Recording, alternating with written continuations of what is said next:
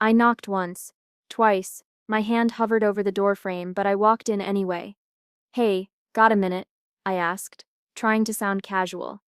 My boss didn't instead even look up from the spreadsheet, lighting up his screen. For you, sure, sit. I sat, heart racing, fingers tight around my notebook. So, I started clearing my throat. I wanted to talk about a raise. He finally looked at me, and there it was, the smirk that felt like a cold wind. Not now, he said. Maybe next year. I froze. Next year? He leaned back, hands behind his head, like I was some kid asking for candy. Yeah, budgets are tight. You understand. I swallowed, my chest tightened. Been here 5 years. My voice trembled despite my effort to stay calm. 5 years of extra hours, late nights, client calls, everything. I thought. You thought what? His tone was casual, almost mocking. That my work mattered, I muttered, louder than I meant to. He shrugged. Of course it matters. But not now. I blinked. The word stung. Not now. It wasn't a maybe. It wasn't a no politely delivered. It was a dismissal of me, my efforts, my value. Right, I said, trying to pull my composure together. Next year. He smiled. Exactly. Keep doing what you are doing, and we'll revisit it next year. I left his office and felt the walls closing in. Every spreadsheet I'd perfected. Every extra project. Every time I stayed late so he didn't have to. Invisible, replaceable. That night, I sat at my kitchen table, staring at the stack of reports I'd brought home. The smell of my coffee went cold.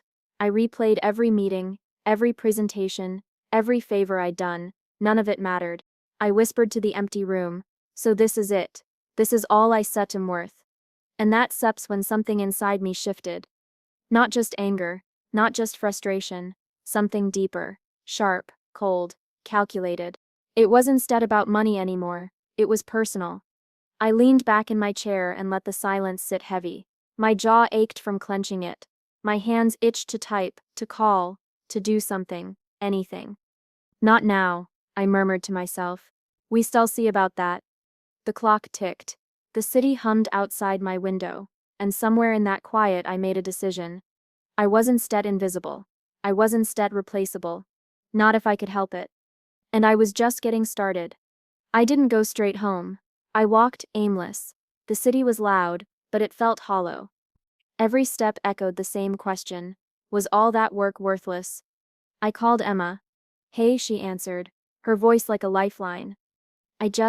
My voice cracked before I could stop it. Talk to me, she said, soft, patient. I asked for a raise today. I started fumbling for control. And, he said, not now. Maybe next year. There was a pause. Abdul, I'm sorry, she finally said. Sorry? I laughed bitterly. Sorry doesn't instead fix 5 years of late nights, missed dinners, extra projects nobody noticed. Sorry does instead make me feel seen. I get it, she said, quieter this time. But, maybe it's not personal. I scoffed. Not personal? He leaned back in that chair, Emma, smug, like I was invisible, replaceable, not money, me, everything I done, they didn't see it. I didn't exist. There was a catch in her voice. That's awful. I don't even know what to say. Exactly, I whispered. I don't know what to say either. The streets blurred. Neon lights smeared across my vision. I tried telling myself it was just a paycheck, that it wasn't worth losing sleep over, but the lie tasted bitter. I just feel small, I admitted. Powerless, like all this. I gestured to the city, to the world is moving around me, and I sat stuck staring, hands tied. Emma was silent for a long moment. Then you ron not small. You ron angry, and that supple's valid. Anger. Yes. I felt it now, simmering, hot and tight in my chest. Do you know that feeling? I asked, voice low, when everyone laughs at a joke you done get? Or when your boss smiles like he untouchable, and you remember, you were supposed to matter. I do, she said quietly. It like the world decided you are invisible, but you are not. I looked at the cracked sidewalk, the reflections of a million tiny lights. Rage was crawling under my skin. I could almost taste it. I don't know what to do, I admitted. I feel exposed, weak, and that feeling I can take it anymore. Emma Sepp's voice was steady, grounding. Then, don't sept take it. Figure out what you can do. Start there. I nodded though she couldn't see it. I needed a plan. Something to turn this helplessness into power. But where do you start when betrayal has a name and a face? I replayed every detail. His smug smile, the casual dismissal, the projects he didn't care about. Each memory was a spark, and sparks catch fire. Emma, I said, softer now. I feel like I am ready, not just to be heard, to be seen, to fight back. Then she whispered, figure out how, you shall find your way. I ended the call and stared at the city from my apartment window. Night wrapped around me, heavy, oppressive, and yet, in that darkness, a spark flickered. Rage, anger, power. It was no longer just about a paycheck. It was about respect, about justice, about not being invisible ever again. And somewhere deep inside, I knew I would find a way. I sat alone in my apartment, the city lights slicing through the blinds like lines of accusation, silence pressed against me, and in that quiet, the first thought struck. Revenge. Not loud, not rash, not angry, calculated, careful, precise. I whispered it to myself. Revenge? The word tasted sharp, metallic, intoxicating. I leaned back in my chair. My laptop glowed. Company accounts, budgets, expenses. Every line item staring back at me. This isn't stat petty, I muttered. It's stats justice. It's stats balance.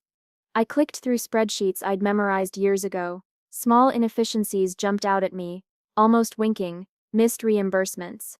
Overlooked invoices. Tiny errors that screamed opportunity. This is it. I imagined him sitting at his desk, smug smile in place, unaware, and then frustration, confusion, humiliation, the exact feeling I'd swallowed that day. I typed a note to myself, start small, observe reactions, document everything. Hours passed. Every discovery strengthened my resolve. A forgotten expense here, a duplicated payment there.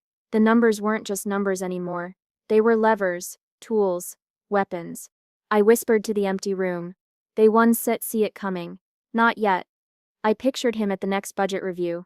Frowning, flustered, the power shift subtle, invisible to anyone else. But I'd know, I'd feel it. My mind, usually subdued under corporate rules and politeness, was awake, sharp, ruthless, meticulous. I sketched ideas on scraps of paper. Quiet, deliberate moves, dominoes falling in a chain only I controlled. Justice, I murmured again. Not spite, balance. That seps all. And yet, excitement bubbled beneath the surface. Dangerous, thrilling, I felt alive in a way I hadn't in years. Each spreadsheet, each overlooked detail was a spark, and sparks, if handled carefully, ignite fire. I leaned back, hands steepled, eyes dark. This is only the beginning. I smiled, quiet, satisfied, because I was no longer powerless. And the seed of revenge had taken root. Leo was quiet, shy even, perfect. I spotted him at the copier, muttering about spreadsheet errors no one else cared about. Hey, I said, leaning casually against the counter. Need a hand with that? He jumped, startled, then nodded. Yeah, that's set to be great. I smiled. Let's steps make this easier. Together. That was the beginning. Collaboration, I called it. But beneath the surface it was strategy. Observation. Quiet manipulation. In the following days I approached him with small suggestions. What if we checked the supplier invoices twice this month? I'd say, voice casual like it was standard procedure. He sepped nod eagerly. Good idea. And together we started subtly optimizing expenses. Nothing traceable, just nudges. Slight increases here, overlooked credits there, tiny changes that added up, invisible to most. Leo, I whispered one afternoon, sliding a sheet across his desk. Look at this. If we adjust the delivery schedules slightly, management one set notice, but costs will inch up, just a little enough to make them sweat. He looked at me, eyes wide. You think they still notice? I shrugged, calm, almost bored. Maybe? Maybe not. That sips the beauty of subtlety. I watched my boss in meetings, his fingers drumming against the table. Operational costs are rising, he'd mutter, voice tight. No one suspected me. I sat there polite, attentive, nodding along. Inside, I was smiling. Yes. Notice. Feel it. The thrill was dangerous. Watching him flinch when projections didn't match expectations. Seeing him lean back, confused, scanning numbers he thought he controlled. Every subtle rise. Every overlooked expense. It was a quiet reclaiming of power. I found satisfaction in the smallest details. A misplaced decimal. An invoice duplicated just enough to raise eyebrows. No alarms, no traces. Just tension growing in the corner office, like smoke before a fire. Leo, you sir doing great, I said one morning. Keep monitoring. Subtlety is key. He nodded, unaware of the bigger picture. I let him think it was mentorship, guidance, teamwork, but I knew I was the hidden hand. The puppeteer. The office, once suffocating, became my chessboard. Every meeting, every memo, every minor error I nudged into existence. It was a move, calculated, controlled, designed to unnerve and destabilize. I caught my reflection in the glass wall of the conference room, calm, polished, smiling. But inside, electric, empowered, alive. For the first time in years, I wasn't but powerless. And they didn't stead even know it. Every rising cost, every subtle frustration, every small panic, it was mine. Quiet, clean, perfect. The seed I planted had grown, now it was branching, spreading, and I could feel it. The office, the boss, the entire hierarchy, it was shifting under my hands. I whispered to myself, almost tenderly, this is only the beginning. Because for the first time, I was the force no one expected. The silent strike had landed. The office had changed. I noticed it the moment I walked in, whispers in the hallways. Frustration in the coffee room, eyes darting my way, suspicion lurking behind polite nods. Hey, did you see the memo? Someone muttered as I passed. I smiled, neutral. Yeah, looks like another budget tweak. They didn't answer, just stared, quiet tension simmering. By mid-morning, complaints had started trickling up. My reimbursements are late again, one coworker muttered. We can meet deadlines with these cuts. I nodded, pretending to sympathize. Management must be under pressure. Inside, I felt a twist of guilt. Small, sharp. These were innocent people, collateral in my silent war. But I kept moving, calculating. Every spreadsheet I adjusted, every tiny inefficiency I nudged, fed the growing unease in the corner office. Later that day, my phone buzzed. Emma. Abdul, she said, voice low, almost trembling. Are you sure this is you? You said are obsessed. You sound different, angry in a way that saps not just about him. I closed my eyes, letting her words sink. Emma, I know, I said careful, but it has to be done. They need to feel it. He needs to feel it. Even if it hurts everyone else? I paused. The guilt flared again, hotter this time. I can undo it. Not now, not when it stits working. She was silent for a beat. Just promise me you won't lose yourself. I won't, I whispered. But even as I said it, I wondered. Meetings became theater. I watched my boss fume over cost overruns, snap at subordinates, pound his fists on tables. My stomach tightened, not shame, not quite, but a rush of vindication. Can someone explain this discrepancy? He barked. I'll review it, a junior muttered nervously. I sat back, calm, pretending concern. My heart raced. Every flinch, every frustrated gesture, it was the reflection of what I felt when denied my raise. And yes, friends were wary. Yes, loyalty frayed, but revenge demanded sacrifices. It wasn't clean. It wasn't easy. And I was learning. It wasn't meant to be. I whispered to myself later that night, alone in my apartment, this is the cost. Every move demands a toll, and I seem willing to pay it. Even if it meant the office, the friendships, the normalcy I once knew, slipped quietly into chaos. Because the stakes were no longer just numbers, they were power, control, justice. And I couldn't stop now, not when the taste of vindication was so sharp, so intoxicating. The call came early. My phone buzzed with that familiar sharp alert. Emergency meeting, conference room, now. I arrived to see my boss pacing. Eyes wild, face red. Others were murmuring, tense. The air smelled of fear. What's happening? One manager asked, voice trembling. I don't know, I said softly, pretending confusion. My boss slammed his palm on the table. Expenses. They spiraled, out of control. This is unacceptable. Whispers rippled across the room. I sat back, calm, watching, silent, observing. Every flicker of panic on his face felt like satisfaction. You all are supposed to manage budgets, he snapped. Explain this. A junior accountant stammered. I don't? No, the reports, the numbers. I nodded along, keeping my face neutral. Innocent, confused. But inside, my mind raced. Subtlety had taken me this far, but now, I needed boldness. Undeniable action. Something that would leave them no room to maneuver. I glanced at my boss, the lines of stress carving his face. I imagined it, his frustration turning to panic, then helplessness. Every raised eyebrow, every tight jaw, it would be my work hidden in plain sight. That night, I sat at my apartment, lights low, laptop glowing like a beacon. I drafted the ultimate plan, every expense inflated just enough to catch attention, every line item documented to perfection. I would expose the chaos publicly, but without leaving a trace of my involvement. Karma would do the work, I whispered to myself, teeth clenched. This is it. Bold, perfect, unstoppable. I calculated every risk, every potential loophole. If they traced numbers, nothing would lead back to me. If they panicked, they would unravel, all while I remained untouchable. My pulse quickened, adrenaline sharpened every thought. Every spreadsheet became a weapon, every report a tool of justice. This isn't set revenge, I muttered aloud, voice low, steady. It's Stet's balance. It's Stet's exposure. It's Stet's truth. I imagined the fallout board meetings, frantic phone calls, management scrambling, my boss's smugness replaced by panic, and through it all, I would remain unseen. I leaned back, eyes dark, heart pounding. This was no longer just numbers. This was chess, and I held the final move.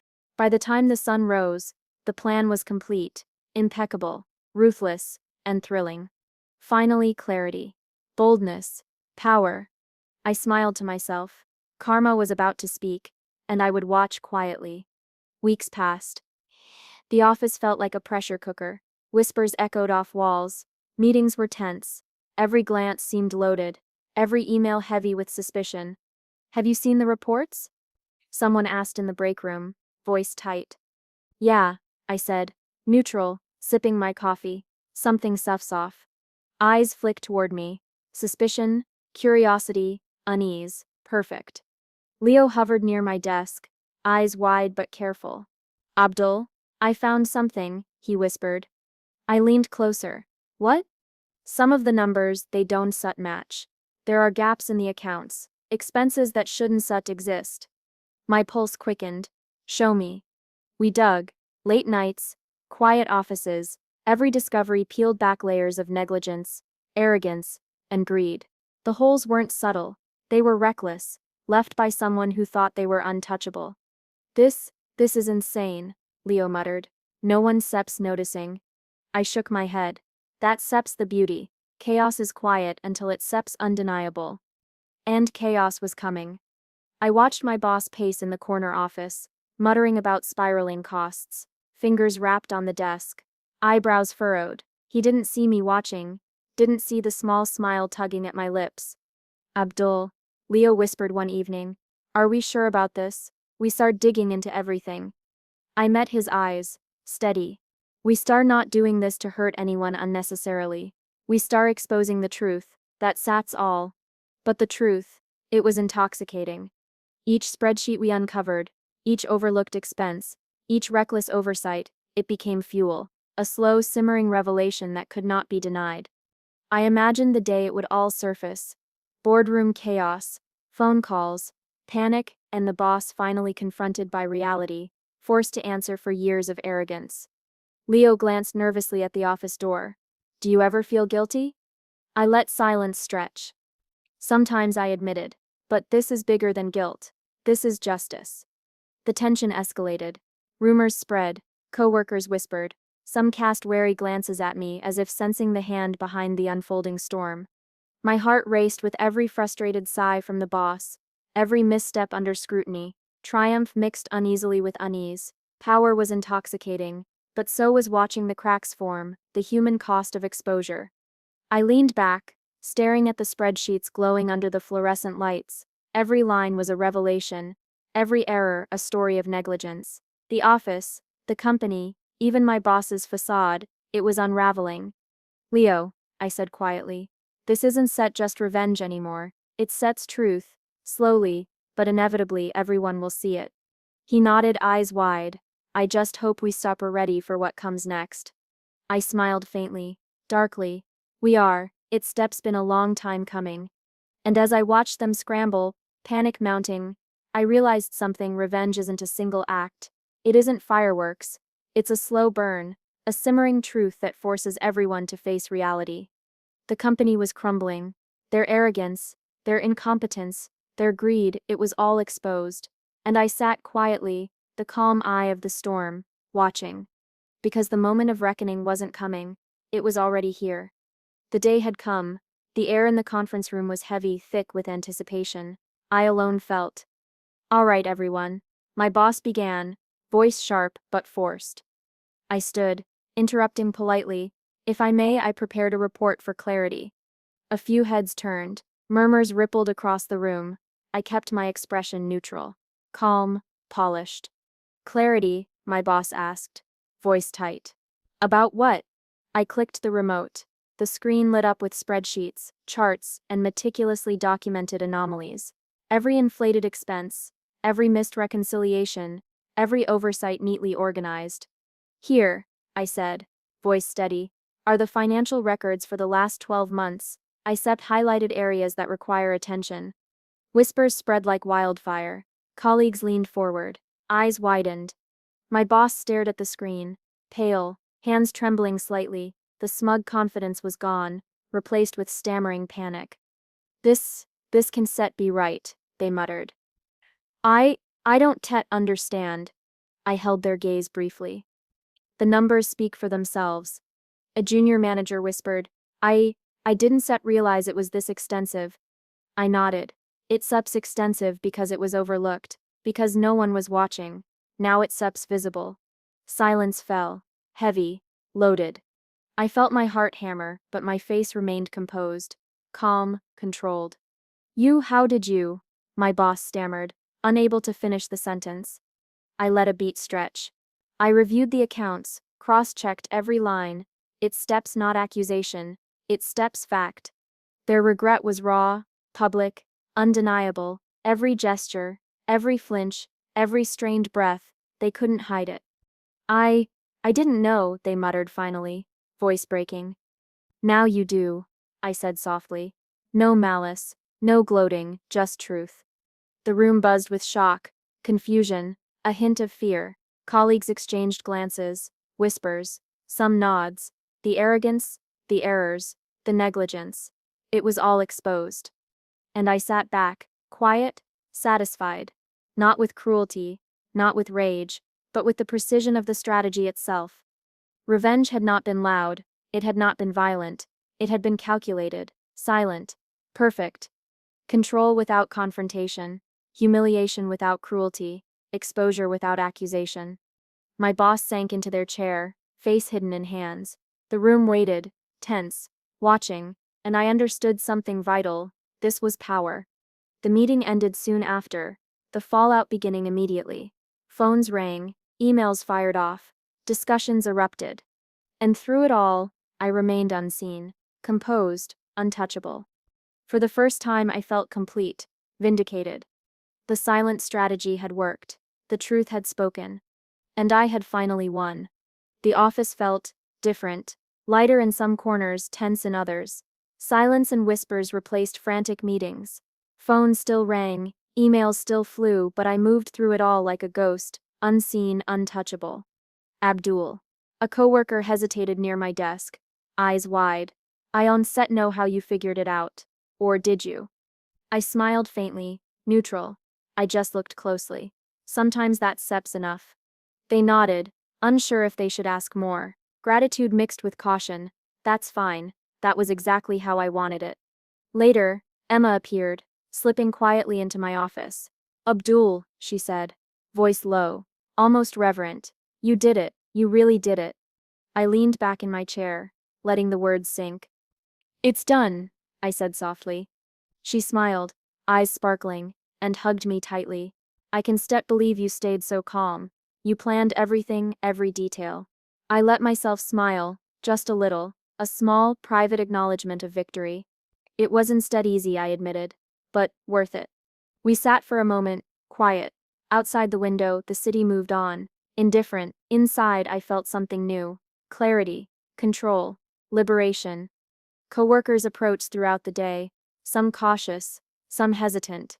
Thanks, one muttered, barely audible. Another just nodded, wary but impressed. I let each interaction pass without comment. Politeness, composure, the subtle power I'd always craved, now quiet but undeniable. I thought about my boss. Their arrogance exposed, their mistakes public, consequences unavoidable. And I, untouched, invisible, clean. Do you ever regret it? Emma asked suddenly, eyes searching. I shook my head. No. Learned patience, resilience, strategy. It's not just about revenge, it's about understanding influence, about timing, about knowing when to act and when to wait. She laughed softly, shaking her head.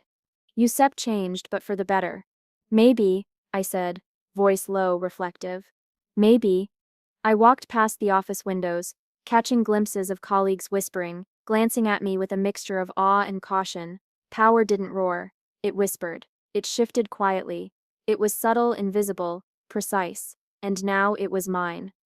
Alone later that evening, I closed my laptop and sat back, feeling the months of planning and tension fall away. The hunger for vindication had passed, leaving only quiet satisfaction. I had been powerless once, overlooked, dismissed, invisible. Not anymore. I smiled faintly. Small, private, but undeniable. The storm had passed, the truth had spoken, and I had risen, quietly but completely. The city felt different as I walked past the office one last time. Glass doors gleamed, but I didn't flinch. The whispers, the tension, the panic, it was all behind me now. I paused at the curb, taking a deep breath. This was never about them, I murmured to myself. It was about me, my worth, my voice. Emma Sepp's words echoed in my mind from weeks ago. Promise me you won't lose yourself. I hadn't, not once. I had taken control, silently, meticulously, and now, I was free. My phone buzzed. A coworker one I never been particularly close to, sent a quick message. Thank you, truly. You showed us what integrity looks like. I smiled faintly, thumb hovering over the keyboard before typing a simple, stay strong. Alone later, I reflected on the months that had passed, the sleepless nights, the hidden spreadsheets, the quiet thrill of watching chaos unfold without leaving a trace. Anger had been my engine, but patience and calculation were my tools. I whispered into the empty room, voice low, steady. I learned, I grown, I claimed what was mine. The office no longer held power over me. The raise I'd been denied, the dismissal, the invisible treatment, all of it irrelevant now. My career, my life, my balance. It was mine to shape. I imagined my boss, still reeling, still facing consequences. A pang of satisfaction flickered, but faded quickly. That part was done. What remained, the real victory, was internal. I laughed softly, a sound unburdened by bitterness. Power is instead about them. I said, it's about knowing your worth, protecting it, and never letting anyone take it from you. The skyline stretched before me. Each step away from that building felt lighter than the last. My chest, once tight with frustration and fury, was open, relaxed, confident. I thought of Leo, of Emma, of coworkers who had survived the chaos beside me. Gratitude, loyalty, quiet admiration. It wasn't loud, but it was enough. Enough to remind me that influence didn't require visibility, only intention. I whispered, almost reverently, I am not powerless. I am not small. I am measured, deliberate, and capable. And this is my life. The office faded behind me. The past remained, but it no longer controlled me. I smiled, small and private, letting the sunlight warm my face. The storm had passed. The work had been done. The lessons had been learned. Revenge had been satisfying, but my true victory, my real triumph, was rising above fear, above doubt, above manipulation, rising into clarity, into strength, into peace. Life was mine, my balance sheet finally reconciled. And I walked forward, unshaken, unstoppable, free.